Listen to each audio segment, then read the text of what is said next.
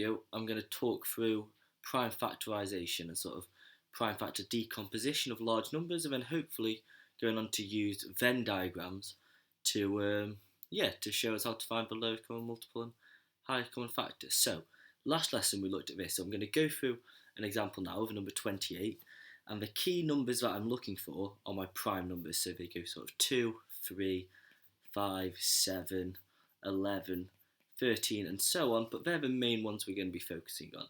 So 28 can be written, and the first way to think about a number is, can it be halved? So 28 can be halved, so it can be written as 2 multiplied by 14, and because 2 is prime, I'm going to circle it, just to know that that's going to be the end of that tree.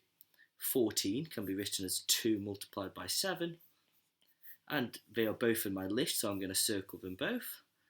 And now I've got circles at the end of every single tree, every single branch. I know that I've completed my prime factor decomposition.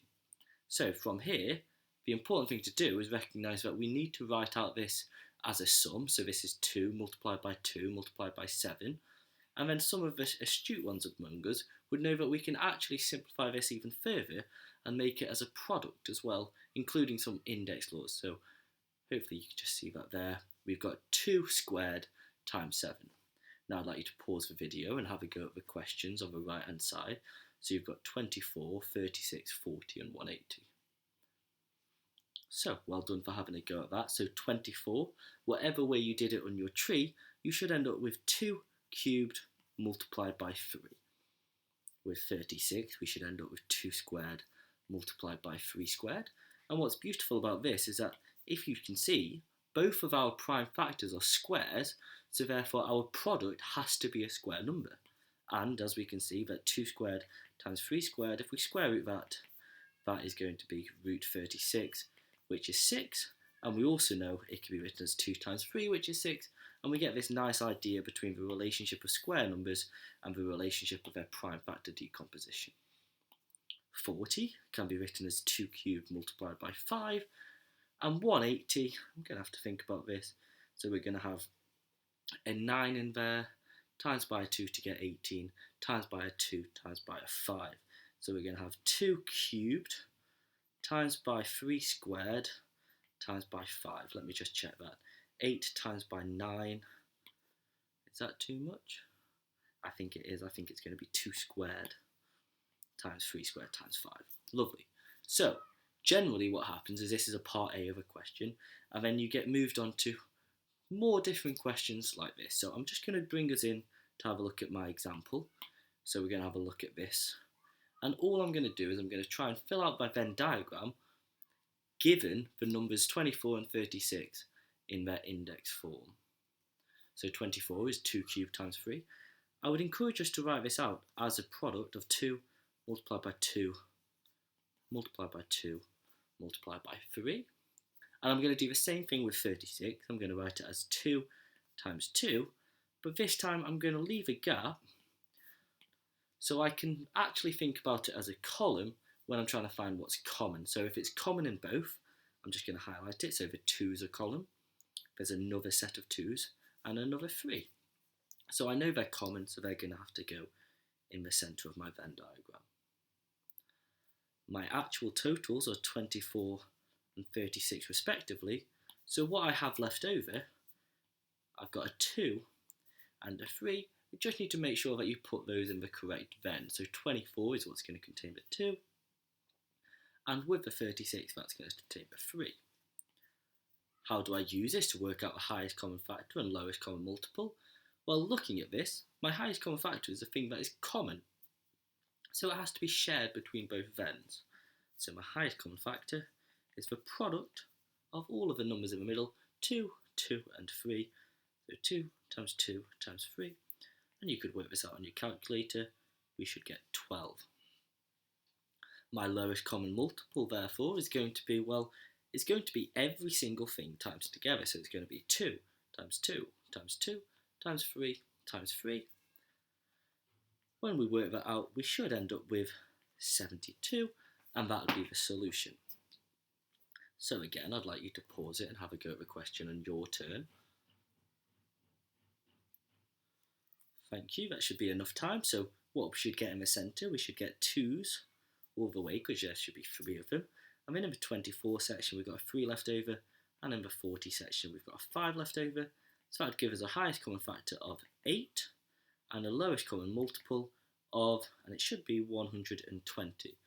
Very well done if you managed to get that. We're going to move on now, and I'm just going to pose a question to you, and I'd like you to pause it and just have a go whether you think that these people are going to be correct or not. So, who is correct? James says the highest common factor of A and B is 0, as there is no values in the middle. Emily says James is incorrect. I'd like you to pause it. I'd like you to just ask yourself, who do you think is correct? So, I hope you had a good sort of think about that. Looking at this, it's very hard to decide whether we know who's correct or not until we actually think about what it means to be a highest common factor.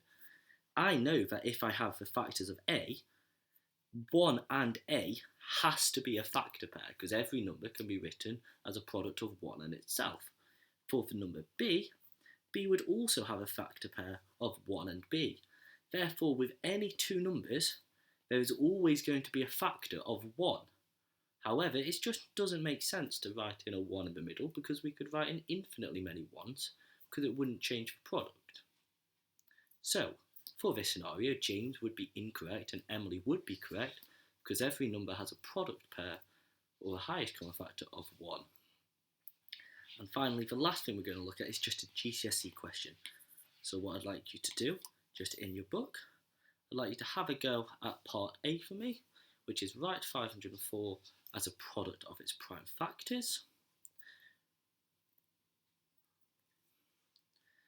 And once you've done that, what I'd like you to do is use this to find the lowest common multiple of 180 and 540. And hopefully when we've done that, if I've got 504, I'm just going to go through my even numbers first, so I know it's a multiple of 2 and 252, and 2 is prime, so I'm circling it. It's going to be 2 and 126, 2 is prime, so I circle it. 2, and it's going to be 63, and then 2 is prime, and I circle it.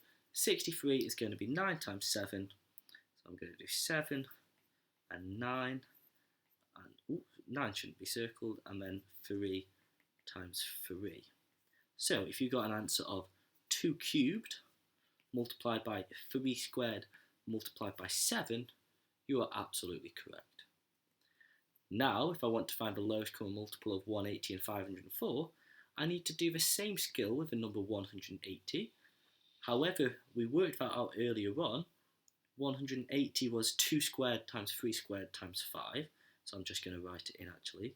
So 2 squared times 3 squared times 5.